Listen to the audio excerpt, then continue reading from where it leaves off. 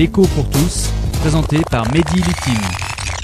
Chères auditrices, chers auditeurs, bonjour. Cette semaine, c'est la crise. Non pas parce que c'est la crise économique, mais parce que c'est la crise politique. Parce que, comme en 1929, la crise déclenchée par la spéculation remet en cause notre organisation politique européenne.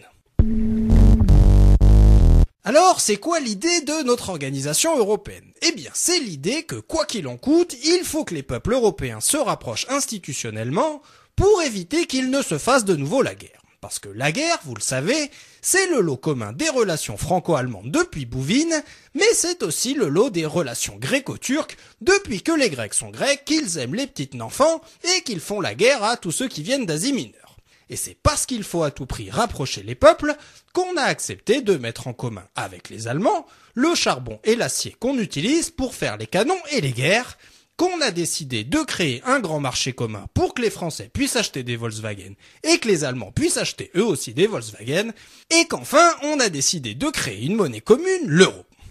Et c'est pour ça aussi qu'on a intégré tous les peuples européens qui sortaient des dictatures, surtout quand ils étaient pauvres, parce qu'on se disait qu'un pays pauvre c'est un pays dangereux, parce que c'est un pays dont la population peut apprécier les discours totalitaires. Et c'est pour ça qu'on a intégré les Grecs qui sortaient de la dictature des colonels, qu'on a intégré les Portugais qui sortaient de la dictature de Salazar, les Espagnols qui sortaient de la dictature de Franco, et plus récemment les pays d'Europe de l'Est qui sortaient de la dictature des Ceausescu et compagnie du bloc de l'Est, séparés de nous à l'époque par un rideau de fer.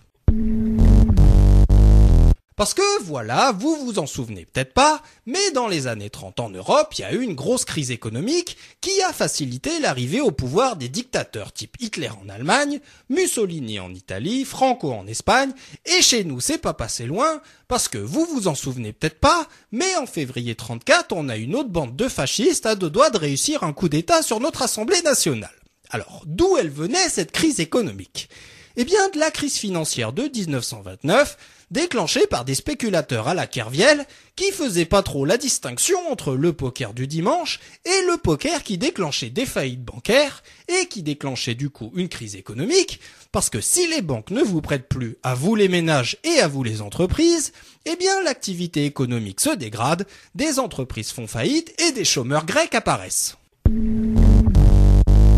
Alors on s'étonne face à la récurrence des mécanismes qui transforment les crises économiques en crises politiques et de la récurrence des mécanismes psychopathologiques qui poussent les anciennes victimes de diktats à imposer aujourd'hui des diktats au peuple grec, qui poussent les anciennes victimes des théories de la pureté de la race française à jouer avec des concepts d'inégalité des civilisations, qui poussent certains détenteurs du pouvoir à être aveugles face à l'inefficacité consommée des politiques économiques de rigueur, et qui les poussent enfin à fantasmer des solutions magiques du type la Grèce paiera, ou alors vive la République et vive la France. L'écho pour tous, une chronique écrite et présentée par Mehdi Littim sur Marmite FM 88.4.